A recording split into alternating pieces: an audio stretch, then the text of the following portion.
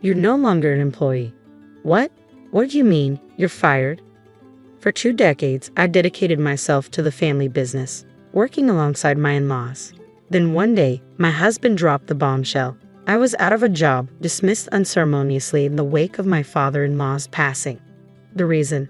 Supposedly, Catherine was slated to take over." "Wait, hold on. Even if Catherine steps in, someone still needs to handle accounting," I protested. "Isn't that vital?" "Catherine's boyfriend will handle it now. There's no need for you," my husband replied coldly. I couldn't believe it. Stunned, I turned to Catherine for some semblance of reason, only to be met with a smug smile.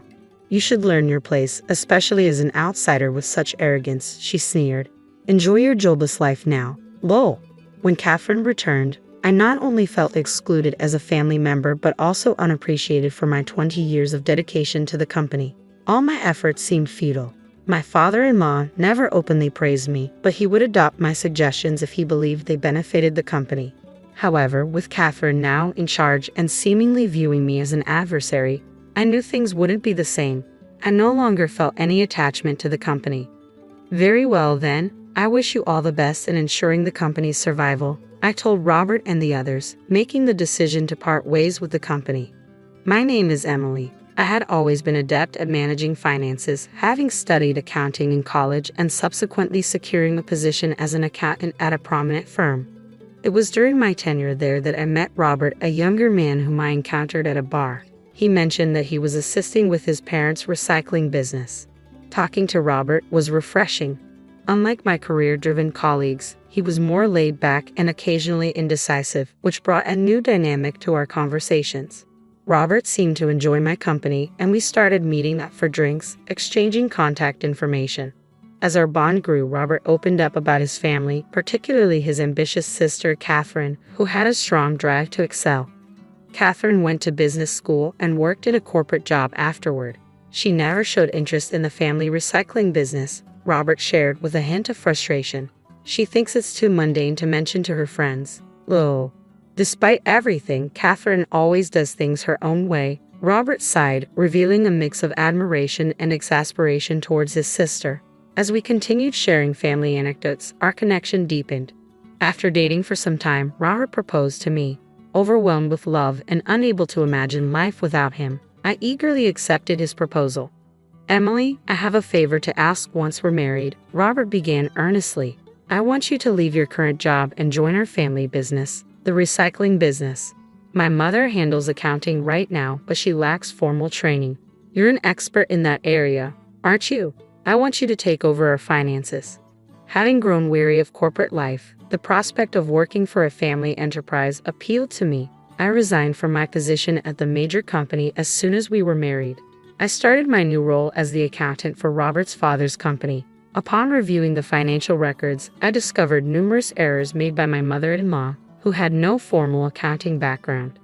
I began by rectifying these mistakes and implementing a comprehensive financial overhaul. As I delved deeper into the workings of the recycling business, I identified opportunities to streamline costs and increase sales. "Robert, there's something important I'd like to discuss with you," I said one evening, ready to present the cost-cutting strategies and business plans I had been developing. Robert glanced over the materials I had prepared and swiftly shared his feedback. "This business plan looks promising. I'll discuss it with Dad and Mom." My proposal gained approval, prompting me to dive into implementing the cost-cutting measures and new business strategies with relentless dedication, often sacrificing sleep. As a result of these efforts, the company's performance steadily improved, enabling us to expand our team with new hires. As our business flourished, we garnered attention from the local community. I took proactive steps to connect with the community, transforming our business into a local hub. As time sped by, 2 decades slipped away since I first joined the company. While my dedication endeared me to the employees and locals alike, Robert and my in-laws seemed to overlook the extent of my commitment. "Emily, dear, you're working so tirelessly. Do you ever take a break?" A neighbor nearby voiced concern, but Robert chuckled dismissively. "Oh, she's just passionate about her work. She's fine. Besides, even on her days off, she doesn't really have any hobbies. Haha. I've known this company since Robert's parents' time, but Emily is the reason for its growth, right?" You should consider giving her a substantial bonus. She's my wife, so she doesn't need a bonus. Living off the company's earnings is more than enough. Despite concerns voiced by those around me, I found fulfillment in my work and in contributing to the community. The lack of days off or bonuses didn't bother me. What did concern me, however, was Robert's frequent late nights out. Robert, you've been going out a lot at night lately. Where are you going? I'm networking, expanding my contacts. If it's for business, can't you do it during the day? Stop nagging. I have my own way of doing things. You, just an accountant, should keep quiet. I understand. Please inform me if there are any work-related issues. Yeah, sure. Robert appeared irritated, growing increasingly distant from home. One day, I received a call at home from a warehouse belonging to one of our business partners. Emily, something awful has occurred. Bob, who was there to collect the goods, collapsed suddenly. What? My father-in-law, Bob, was taken to the hospital. Unfortunately, due to the severity of his injuries from the fall, he didn't make it. The sudden death brought many of our business partners and community members to the funeral to pay their respects. After a long absence, Catherine, who had moved out after finding employment, returned and was surprised by the large turnout. I always thought this company was on the brink. When did it become so successful? She remarked. It's all thanks to Emily. She revitalized the company, boosted profits, and expanded our operations. She even proposed profit sharing, which lifted our spirits. Seeing her dedication motivates all of us, one employee explained. What's so impressive about improving a small company's performance? Catherine muttered, clearly displeased by the praise directed towards me instead of her. From then on, Catherine treated me with disdain whenever our paths crossed, dismissing me like a mere servant. Emily, I'm feeling a bit thirsty. Could you fetch me a cold drink? Hurry up, I'll make tea if you prefer. I've asked for something cold. Perhaps you don't grasp this having worked in smaller companies, but in larger ones, the boss's directives are final. Although I'm not sure you're my boss, let's not split hairs. In our family hierarchy, I'm above you. Following the funeral, Catherine summoned Robert and my mother-in-law into a separate room. Robert, Mom, I'd like to discuss our family's future. Please join me. Glancing coldly at me beside Robert, Catherine added, Emily, this is a family matter. Your presence isn't necessary. I stood stunned as Catherine ushered Robert and her mother away into another room. An hour later, Robert casually broke the news to me. I'd decided to let Catherine take over the company. Wait, what?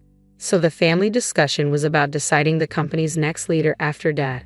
Robert, not assertive enough to take the helm, and our mother, reluctant to lead, left Catherine to step forward. Seeing their hesitation, Catherine confidently offered to take on the CEO role, a proposal they readily accepted. But Catherine has never been involved in this company. Is that even wise? Stop interfering in family matters with your annoying comments, Catherine snapped. I've fought for this family and dedicated myself to this company. You can't just dismiss me like this. What? You're firing me? Wait, even if Catherine takes over, we still need someone to handle accounting, right? I've been managing it all these years. Catherine's boyfriend will take care of it now. We don't need you anymore. This is unbelievable. Know your place, Emily. Enjoy your time off. When Catherine returned, I not only felt like an outsider in the family, but also saw my 2 decades of dedication to the company dismissed as inconsequential, my job taken away. The struggles and efforts felt utterly futile. While my father-in-law never openly praised me, he valued my contributions to the company. With Catherine, who views me as a rival in charge, that respect is gone. I no longer have any attachment to this company. All right then, good luck with everything, I said as I decided to leave the company behind. After seeing Robert off, I started a new chapter at home. A few months later, Catherine and Robert unexpectedly showed up at my doorstep. Catherine, what's going on? What's this about? I asked, puzzled. Our company's performance has been declining since you left. Did you not handle the handover properly? Catherine questioned sharply. What? I did everything necessary for the handover. Why do you think the performance has dropped? Have you been reviewing the monthly expenses? You need to accurately calculate the revenue versus expenses, otherwise, you'll end up in the red. I've always handled that. I studied management, unlike you. Isn't the real issue how the business is being managed? Catherine retorted sharply. Even if that's true, if you have suggestions, we're all ears, Robert interjected patiently as I remained silent. Emily must be bored just staying at home. If you come back to help out, I can offer you some compensation, Robert suggested, his tone changing from his previous dismissal. Despite previously pushing me away, his sudden plea for my return, now that the business is struggling, leaves me uncertain. I appreciate that offer, but I decline. I have no desire to return to that company. Upon hearing my refusal, Catherine became incensed. What? You're just a full-time housewife now, and you dare to reject us like this? Don't you care about our family's company? You're the one who seems not to care, even though you're the CEO now. How can you say I don't care? Weren't you the one who used to call the company plain and boring? You only took on the CEO role because the title female CEO sounded trendy and gave you something to boast about. Don't act holier than thou. On what grounds are you making these accusations? Your boyfriend, Zach, mentioned it to me during the handover. So what? Regardless of the reason, I stepped in when there was no successor to save the company. Save the company? I believe the current downturn is because of you, Catherine. What do you mean? I often hear neighborhood customers gossiping during the day while I'm at home. They've seen you shopping with Zach and even traveling during work hours. Those were business trips. In my 20 years at the company, I've never known an accountant to go on business trips. Can you specify which clients you were meeting? Why should I disclose that to you? You're not part of the company anymore. Your boyfriend seems quite targeted in his actions. During the transition, he bragged about using company funds for shopping and travel, now that his girlfriend is CEO. Catherine's expression twisted with anger. Zach, he can't keep his mouth shut. Employees won't respect a CEO who appoints her boyfriend as accountant and misuses company funds. Isn't the issue with your actions and those of your boyfriend? My words elicited a sharp glare from Catherine.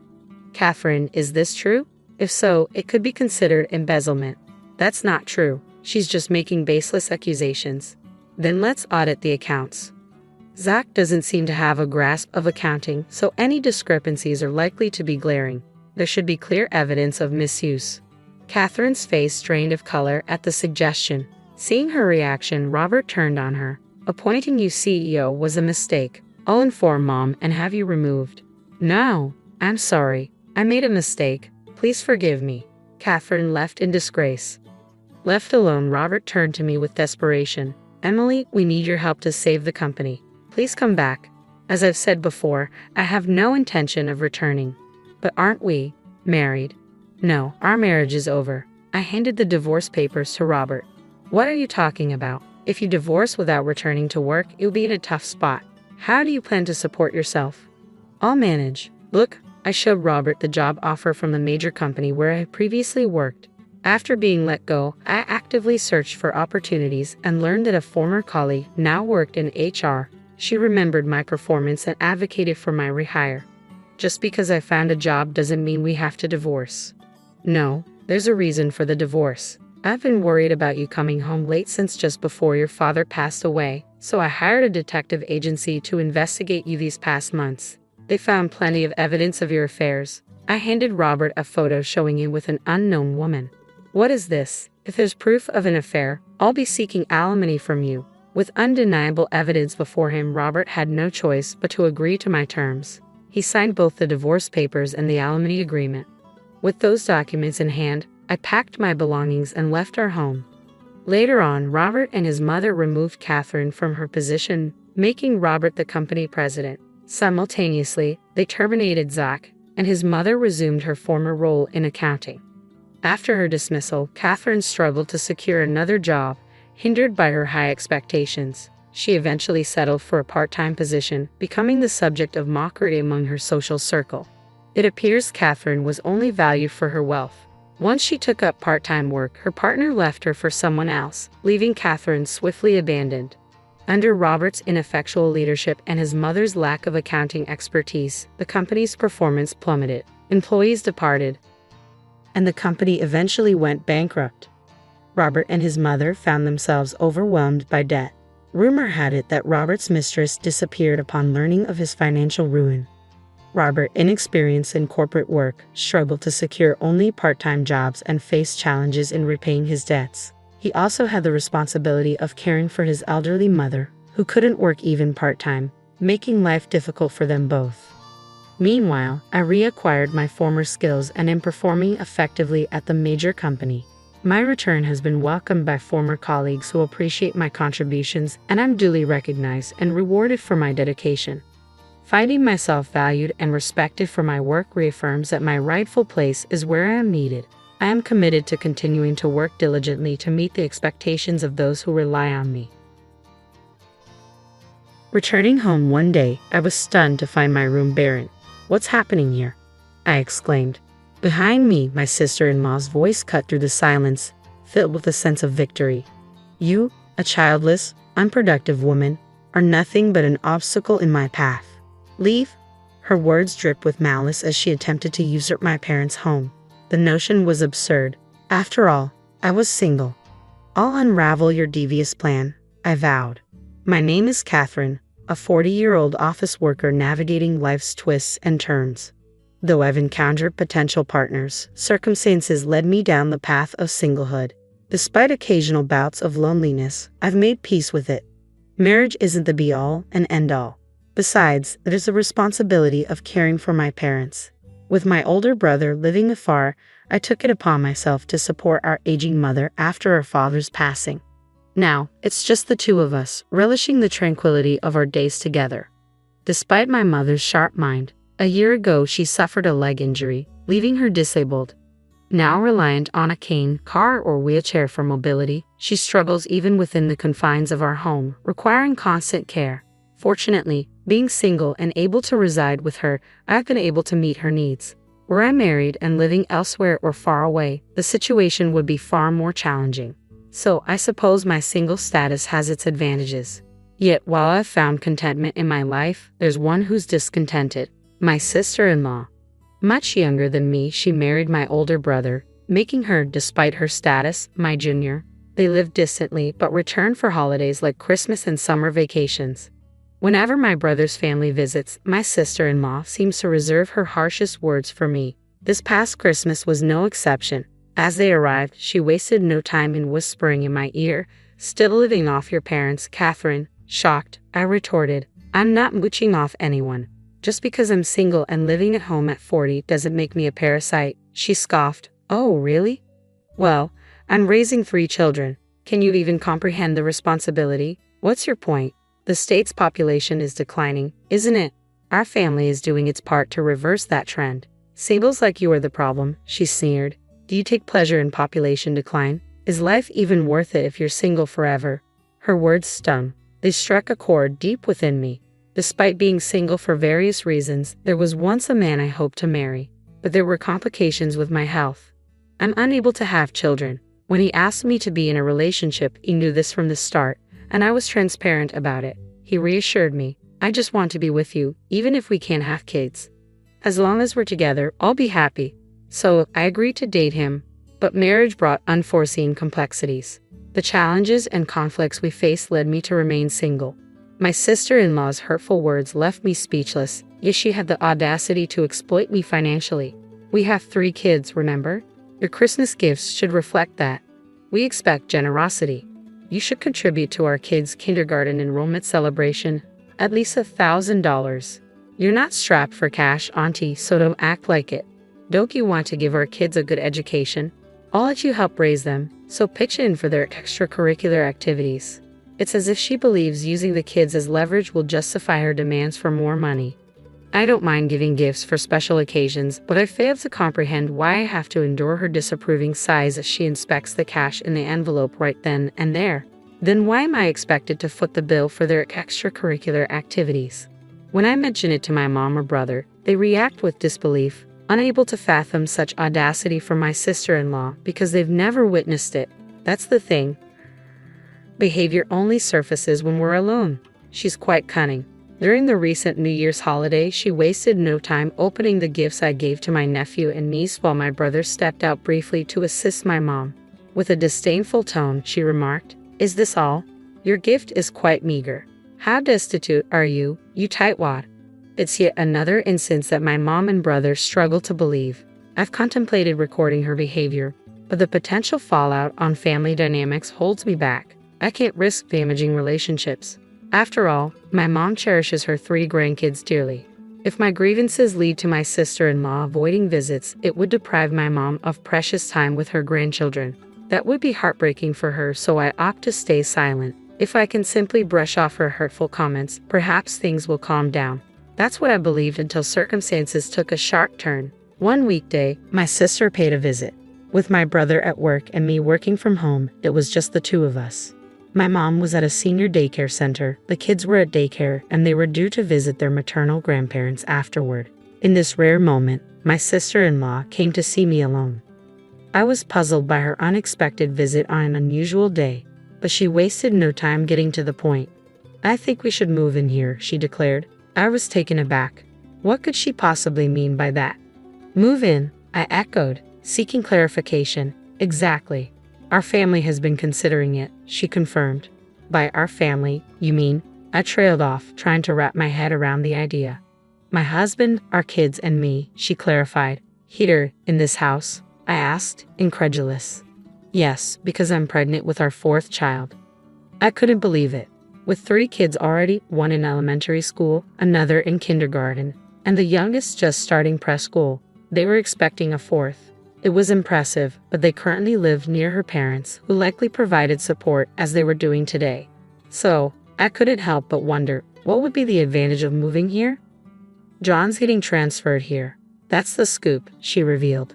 "John, my brother," now I recall him mentioning this. "Seems there's a plan to open a branch office right here in our hometown." "Who's eager for a branch office gig?" I asked. "John, apparently," she replied. He had volunteered for the position with enthusiasm. It made me wonder how personnel decisions could be so casually made. "Are you okay with this, sis? Wouldn't it be better to stay closer to Mom and Dad?" she inquired. "Mom and Dad are still working, so I can't lean on them too much. They start to fret if I ask too often, lecturing me with check with your husband first or stop delaying parenthood, assuming parents are the ultimate fallback. Mentioning a 4th child would just add to the stress." "Fair enough. That's your call. I'm not in the loop," I responded. I could empathize with your parents' viewpoint. My brother mentioned how he takes on household chores after work, cleaning, laundry, and even cooking dinner. My sister-in-law confirmed it. It's true. Despite his work fatigue, my brother has always been considerate and helpful. Maybe that's why he seemed worn out whenever I saw him. Still, isn't expanding the family a bit daring? I questioned. "Life is a blessing, a joyous occasion," she countered. "I'm not one to say, stop having kids. But why the move to our place?" My confusion must have been evident. My sister-in-law explained, "Dealing with my parents is a hassle, and our current location is too isolated and inconvenient. Instead of leaving John to fend for himself here, we thought it'd be better for all of us to move in together." "Well, there are plenty of daycare options around here, right? So, Catherine, could you please find a place of your own soon?" My sister-in-law's words left me dumbfounded. What on earth was she suggesting? "I'm about moving in. Let's discuss that with my mom and brother. But why should I be the one to leave? Think about it. We'll soon be a family of 6, right?" I reasoned. "That's true," she conceded. "So won't this house be too cramped?" I continued. "Well, I suppose," she reluctantly agreed. "Then why are you telling me to leave?" I pressed. "I don't understand. Yes, 6 people is a lot, but 8 of us, including my mom and me, can manage living together. Sure, when the kids grow up, sharing individual rooms may become necessary, but worrying about that seems premature." Growing increasingly frustrated by my confusion, my sister-in-law raised her voice. "Look, you're in the way. You're childless and getting older. For our sake, move out, and don't go too far. You'll still need to help with the kids," she demanded. After her tirade, she abruptly left, urging me to vacate the premises soon. "We need to have a family meeting." That evening, I briefed my mom on Susan's remarks and dialed my brother. His response caught me off guard. "I've arranged a separate house for my family," he disclosed. "Sure, I've been traveling a lot for work, and I know it's been hard on Susan, but is she really that unhappy in the countryside?" His confusion was palpable over the phone. There was still something unclear. Despite this, Susan's plan to move in with us was seemingly put on hold, or so I thought. After a long stretch of working from home, I returned to the office one day. My mom was staying overnight at the daycare, worn out from work. When I got back home, I was met with a shock. What? My room? Completely empty. It felt surreal. Where had all my belongings gone? I got rid of them. All of them. Susan's voice startled me from behind. Turning around, there she was. Susan, what are you doing here? I exclaimed. Shh, you'll wake the kids. She hushed me. What kids? You'll wake the kids? What kids? I questioned, bewildered. The 3 kids are here until the beds arrive tomorrow. They're sleeping on the living room couch, Susan explained. Rushing into the living room, I found my nephews and niece fast asleep. What's happening? I demanded, still trying to process the situation. Susan, looking amused and somewhat speechless, chuckled. You wouldn't budge, so I had to resort to drastic measures. I'm not leaving. I've already discussed this with my brother. Do you think you can just do as you please? Do you realize how many people you're inconveniencing? I retorted. Who's the one doing as they please here? I'm the one inconvenienced. I wanted to snap back, but I held my tongue, mindful of the sleeping children. Susan, however, disregarded my restraint and declared loudly, Who cares what your mother or brother says? If you move out and our family moves in, they wouldn't object. That's for sure. What? Where's all my stuff? I exclaimed, bewildered. I had a junk removal service take it all away. Susan replied casually. No way. You got rid of everything, even my photo albums. This is unbelievable. I protested. Come on. If you understand, then leave. Susan insisted. What? Hold on. Let's not argue. I resisted, but she easily overpowered me and ejected me from the house. It was nighttime, and causing a scene wouldn't help. She ignored the doorbell and my calls. With no other option, I spent the night at a budget hotel. The next day, I took a day off from work and hurried home. As I reached for the door, Susan emerged. Oh, Susan, I exclaimed, trying to reach my brother, but to no avail. Let's talk anyway. My husband is on a long business trip abroad, and the time difference makes it hard to reach him. You know I was on my way out, so make sure you take care of my kids. With Susan's abrupt departure leaving me stunned, I had no choice but to look after the 3 children. When my mom returned home that evening, I greeted her with a bitter expression. Mom, isn't this a bit too much? It's certainly excessive to disregard John's input and act so assertively. Leaving the kids behind and going out is unbelievable. If she needed to leave them with someone, her own parents would have been the logical choice. I concurred with my mother. And what are the actual advantages of living here? Plus, she went out all dressed up. There might be a clue in that, I added, pondering. In agreement with my mother's assessment, I promptly enlisted the services of a private investigator. A month later, I found myself in a hurried search for a 1-bedroom apartment as temporary accommodation. Susan had completely redesigned my room in my parents' house, rendering it unrecognizable. John was livid, admonishing her, you can't just do whatever you want. But she seemed to argue that moving in would be better than their current residence. She also made comments like, you're often away for work, right? I thought it'd be nice for the family to stay together, so I tagged along. Raising children is truly challenging. It's only natural to live close to family and seek their assistance, he reasoned. When he mentioned that my mother required care, Susan retorted, Catherine does, doesn't she? She's always at home. She must have plenty of free time. I'm not just sitting around. I'm actually working from home. I defended myself, but Susan remained resolute about not allowing me back into the house. You can't think you'll get away with this forever. We need to talk, I asserted, lacking support from my brother, prompting a family meeting. Why the sudden urgency? I'm pregnant. Let's make this quick, okay? Susan grumbled, though her belly showed no visible signs yet. Disregarding her complaint, the 4 of us, my brother, Mom, Susan, and I, gathered in the living room. By the way, we've left the kids at a weekend daycare. Susan, first off, please apologize for disposing of my belongings without my consent, I requested. But Susan scoffed at my words. It's your own fault for not leaving sooner. Without hesitation, she added, people like you, who can't even have kids, should just live in a rundown apartment. Yes, it's true I can't have kids, but I was living here for Mom's sake, I countered. But your mother-in-law would enjoy living with her grandkids more than with you, Susan asserted, glancing at my mom. Mom replied diplomatically, living with my grandkids would certainly bring me joy. However, Susan cut her off with a triumphant smirk. See, it's more meaningful for us to live together than with an unproductive person like you. Ignoring Susan's taunt, Mom continued, if they were my real grandchildren. Ha! Susan was bewildered, not grasping my mom's implication. Suddenly, my brother produced a large envelope. What's this?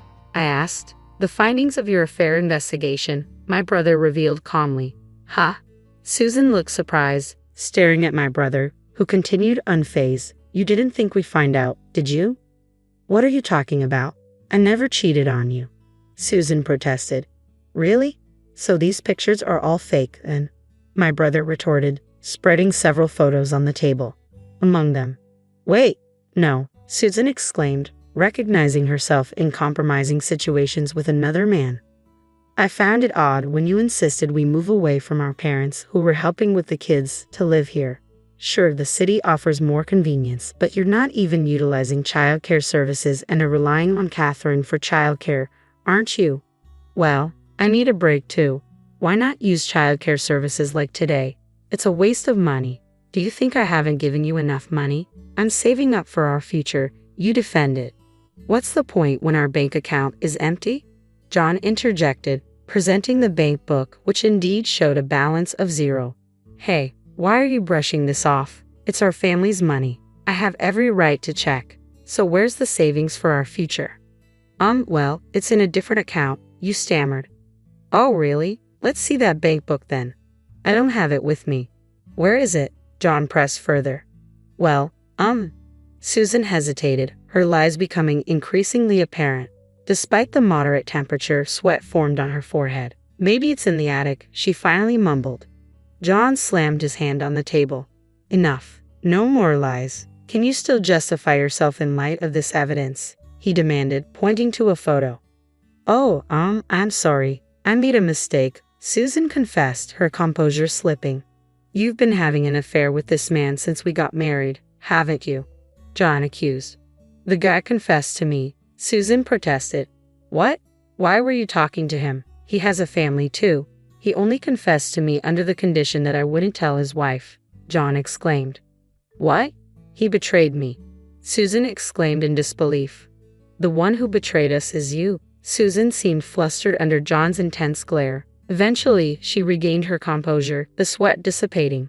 Well, I regret the affair. It won't happen again, I promise. But I think it's best not to divorce. It's not good for the kids to be without their mother, and besides, I'm carrying a new life. You wouldn't want to be separated from your own child, would you? Turning to me, Susan continued, you can't expect grandchildren from a childless daughter. And if I take the kids and leave after the divorce, you'll never see your grandkids again. Is that what you want, mother-in-law? She laughed triumphantly at our silence. See? Exactly. Useless old woman, just a nuisance. It's only natural for her to leave. Susan stumped around, visibly agitated. Then, unexpectedly, my mother spoke up calmly. Well, you who are completely unproductive to me should also leave with your child. Huh? Susan's smile faltered as she looked at my mother in confusion. John then handed her a document. What's this? She asked, puzzled. Huh? DNA test results.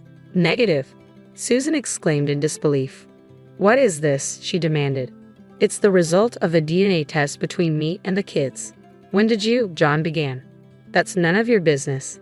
Anyway, the results speak for themselves. None of them are mine. And here are the results confirming your affair, meaning they are indeed your kids, John interrupted, handing her the document. What? Huh? My kids aren't mine, Susan gasped. Meaning they're not my mother's grandchildren. They're complete strangers. I added, stunned by the revelation. No, it can't be true. You're lying. You knew about this, didn't you? You orchestrated this. Susan accused, her voice rising in panic. I didn't. That's what the other guy said, John protested. You told him it's sad that our children can't live together as a family, I interjected, shocked by the revelation. Susan looked as though she might faint any moment, her face drained of color. Then my mom delivered the final blow. So, you're a burden because you can't bear my son's children. Please pack up and leave with the kids and hurry. What? Are you going to throw us out onto the street? These young kids, you monster. Susan cried out, attempting to garner sympathy. The real monster is you.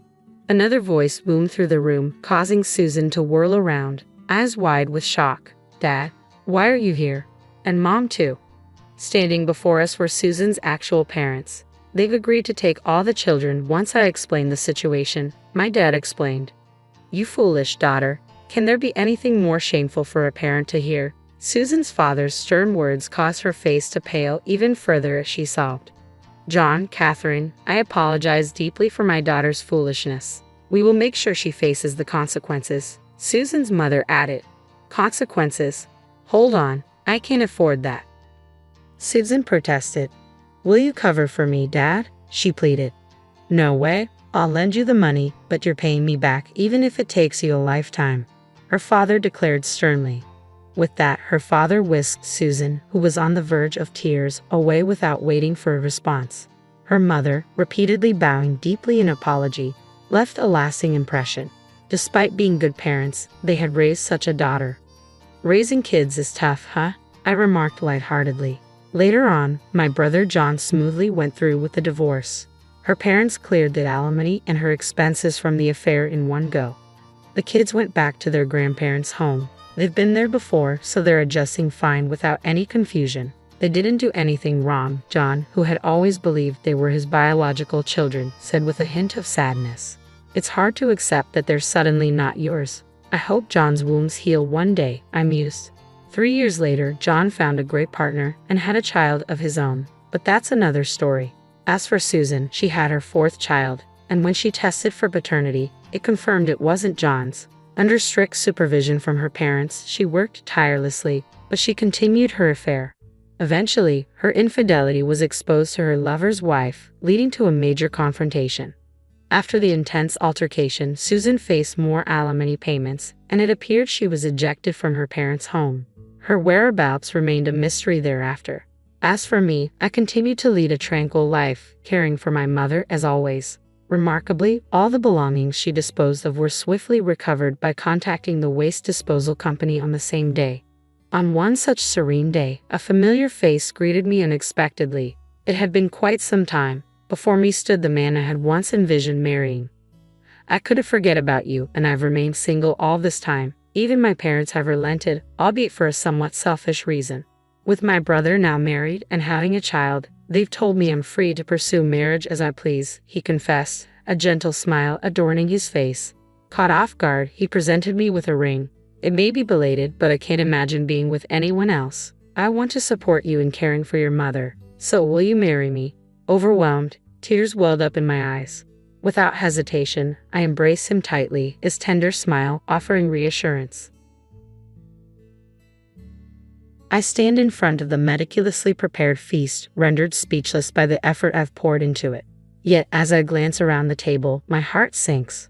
Why would Mia, my esteemed brother-in-law's wife, be so mercilessly cold towards me? Sophia, a 27-year-old office worker, shares her life with her husband Tom and their 3-year-old son.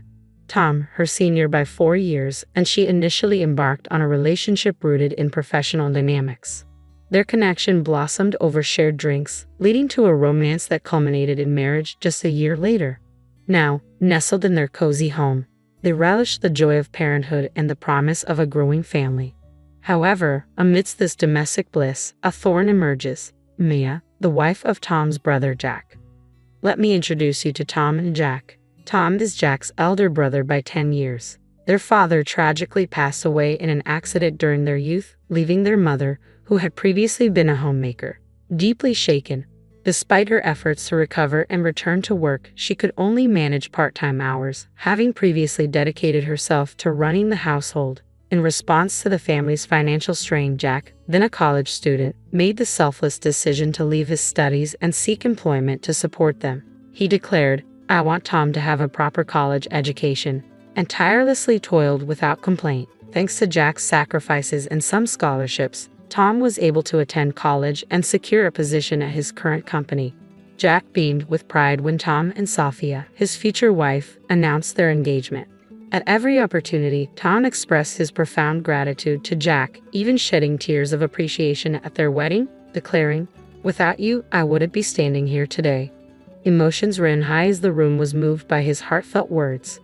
Jack never once displayed a hint of superiority towards Tom. He always approached life with generosity, warmth, and consideration towards both Tom and Sophia. However, after Sophia and Tom settled into their new home near Jack's family, Mia, Jack's wife, began making unsettling comments. She often remarked to Sophia, "You should be grateful to my husband." Jack's demanding job frequently kept him away on lengthy business trips and required him to work late into the night. On these occasions, Maya would invariably show up at Sophia and Tom's doorstep without warning. Living just a short walk away, Jack and Maya would bring their children over for dinner and baths, leaving Sophia to tend to them before returning home, ready for bed. Maya's demands extended to meal preferences, dictating, "I'm not in the mood for Western cuisine today. Make something Japanese," or "My child insists on having hamburger steak tonight," placing Sophia in a difficult position. Despite her discomfort, Sophia couldn't assert herself, mindful of the indebtedness owed to Jack. "Tom, remember, it's because of Jack that you're where you are today. Thanks to him, you went to college and landed a job at a prestigious company." Jack, on the other hand, struggled after high school and is still trying to climb the career ladder. If only he had gone to college, things would be different for him. "That's why we're in a new house while they're in an older one. You owe him for all he's done for us," Maya would often remind Tom, leaving him speechless and unable to refute her claims. Though he occasionally voiced concerns about her delegating too much household work to Sophia, given that Sophia works full-time while Maya is a homemaker, he hesitated to address the debt he owed to Jack. "Sorry, but it's because of my brother that I'm here today. Could you please try to work things out with Mia?" Tom pleaded with me. Reluctantly, I agreed to his request. However, our conciliatory approach only seemed to embolden Mia, leading to a surge in her demands. Her vexing behavior fell into two main categories. Firstly, she would frequently drop by our house to dine or bathe her children, and secondly, she often exploited my hospitality to enhance her image in front of our relatives. "On the occasion of our relatives visiting, I'd like to prepare dinner for them and host them," she declared. Initially, I assumed I would also get the chance to socialize with my own family. Yet after I finished cooking, she promptly ushered me out, insisting, "Our relatives will be arriving soon, so it's best if you leave." Later, I overheard Mia and our relatives praising her culinary skills, crediting her with all the cooking. This scenario repeated itself each time Maya invited relatives over. I would cook, be sent home, foot the bill for ingredients, and Maya would take all the credit without even lifting a finger to help. Moreover, I was always tasked with arranging mid-year gifts and thank you presents for Jack's bosses and relatives who had supported him. These gifts were invariably sent under Maya's name, with her dictating instructions to me on what to do. At every family gathering, Jack's superiors and relatives would commend Mia for being such a devoted and accomplished wife, often telling me, "You should learn from her, Sophia." I lost count of how many times I heard that refrain. I swallowed my frustration and calmly said, "Tom and I are the ones preparing these gifts. We're willing to do it, but you need to cover the costs. We have our own obligations to send mid-year and year-end gifts, and it's becoming too expensive for us." Maya dismissed my concerns. "That's nothing compared to what Jack sacrificed. He paid for your tuition and living expenses, Tom. Are you seriously complaining about the cost of a few gifts?" she retorted. Turning to me, she accused, "You know Jack gets praised because of the effort I put into these things. That's part of repaying Jack's kindness, isn't it? A wife who doesn't help her husband repay such a debt is the worst. Plus, it's I keep track of the timing for these gifts. You won't forget them either." Mia often exploited Jack's favor towards Tom to impose her demands on us. We were responsible for all seasonal letters, New Year's cards, and mid-year and year-end gifts. Whenever anything went wrong, she would say, "Tom owes his success to Jack," as if it were a cliché. She would also say things like, "You should consult us if you want to take on such tasks," without offering any guidance. I felt humiliated as I tallied up the expenses for each month and every event. Then came the breaking point. Maya requested that I prepare a meal for about 20 of our relatives for a summer gathering at her house. Typically, our relatives gather at the home of a more senior family member during summer and New Year's events. However, Maya insisted, "Please come to our house." Her relatives were delighted, believing her to be a great cook and a considerate hostess, but she expected me to handle all the preparations. Tom had other commitments that day, leaving me to manage everything on my own. When I asked Mia how she planned to pay for the event, she said, "We'd have to cover it ourselves." Preparing food and drinks for 20 people is a significant drain on our family finances. I suggested splitting the bill, but she flatly refused. Jack has endured so much hardship. He deserves at least this much, she insisted. I then suggested discussing the matter with Tom, but she exploded, I will not forgive you if you do that. Jack is busy with work right now. Are you repaying kindness with ingratitude? I was at my wit's end, but the dinner party was fast approaching. As the date neared, I noticed Mia showed no signs of urgency or preparation. With no other option, I began planning the event several days in advance. I also started making some behind-the-scenes arrangements. On the day of the dinner, I began preparations early in the morning, working tirelessly and managing to finish everything just a few hours before the guests were due to arrive, despite my exhaustion. After I finished all the preparations, Maya came to check on me. Maya, everything is ready. I believe the guests can arrive at any time now, I informed her. Glancing at the dishes on the table, Maya exclaimed, What are you doing? The main dish should be eel rice. You never mentioned eel rice, I replied, taken aback. You should have known that. This is so embarrassing. Our relatives are coming for the summer festival, and they'll think I can't even prepare eel rice. Order it right away. No, I've already prepared enough food for everyone, and the fish I bought is fresh. I'm not going to prepare a different dish now, I responded firmly. It has to be eel rice, Maya insisted, refusing to listen to my protests. She demanded we order a special batch for everyone, using our own money. When I asked her to cover the costs, she flatly refused. I couldn't take it any longer and voiced my frustrations. I reminded her that she always made me cook whenever she invited relatives over, that she came to our house daily when Jack was away, and that we handled all the mid-year and year-end gifts, including today's preparations. Maya countered with the usual talk about Jack's sacrifices. Fed up, I decided to reveal what I knew. Maya, you even had an affair with someone you met on a dating app, didn't you? You're a housewife, yet you leave so many responsibilities to me. I got curious and looked into it. Oh, so you know about that, she responded with a laugh, but I'm afraid you don't have any proof. Besides, I'm handling that situation just fine. By cooperating with me, you're essentially returning the favor. It's all part of the deal. Maya remained unfazed despite the revelation about her affair. Instead, she reiterated what Jack had done for Tom, saying, You will be repaying our family for the rest of your lives. At this point, I had reached my breaking point. I silently removed the food and started packing my belongings. I'm leaving. I will never return, I said firmly as I walked out. Maya yelled something about ordering eel rice, but I ignored her and left. A few minutes later, my phone began ringing repeatedly with calls from Mia. When I finally answered, she sounded panicked. What? What's going on? Is there something wrong? I asked her, feigning ignorance. I have so many inquiries. She continued frantically. I rearranged the dishes you made, and I ordered eel rice, paying for it with my own money. But none of the relatives showed up. It seems they know everything we discussed earlier. I couldn't stop laughing. I was also astonished that she had tried to salvage the situation by rearranging the food I had prepared. The reality was as follows. I couldn't tolerate Mia's arrogance any longer. Before she could criticize me further, I decided to talk to Jack directly, hoping he would offer some sound advice. I believed that Jack, unlike Mia, wouldn't hold their past support over my head. When I explained the situation to Jack, he seemed skeptical. He had always seen Mia as the perfect wife who made a good impression on her relatives. She presented herself as their ideal partner, preparing hot meals with a smile for Jack when he returned from work. Meals that often came from our kitchen. She arrogantly took large amounts of food from our house and missiled Jack, claiming they frequently invited me to dinner but didn't want to bother him with the details. She never mentioned my involvement in the gifts, always smiling and saying, It's natural for a wife to handle these details to save her husband's face. Jack was always impressed, thinking, I married a wife who's too good for me. So when Jack heard my side of the story, he was speechless. Being a good man, he didn't accuse me of lying but believed there must be some misunderstanding between Maya and me. So, I pondered on how to present him with evidence. Would you allow me to gather some evidence? I asked Jack respectfully. With his permission, I decided to discreetly record Maya's conversations during her visits to our house, especially those where she displayed selfishness about food. Music.